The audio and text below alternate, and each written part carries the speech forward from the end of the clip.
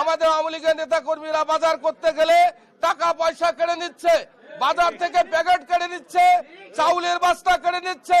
আমাদের মা বোনদেরকে বাজারে পাঠালেও বস্তা কেড়ে নেওয়া হচ্ছে। সেই কারণে আমরা আপনাদের কাছে ন্যায় বিচার প্রত্যাশী, দেশবাসীর কাছে আমরা ন্যায় বিচার প্রত্যাশী। আমরা আশা করি এই আইনে অবশ্যই অবশ্যই আমরা মিথ্যা মামলা থেকে অব্যাহতি পাবো। 1 নম্বর ওয়ার্ড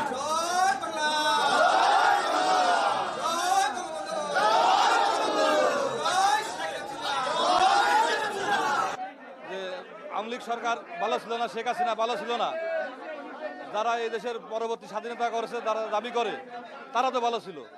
তারা ভালো থেকে এই দেশের মানুষের উপরে যে বর্বর অত্যাচার, নির্যাতন, ধর্ষণ, বিভিন্ন রকমের অভয়নগরে আওয়ামী লীগের 400-র উপরে নেতাকর্মীর বাড়ি ভাঙচুর, লুটপাট করে নিয়েছে এবং এলাকা থানার বহু লোক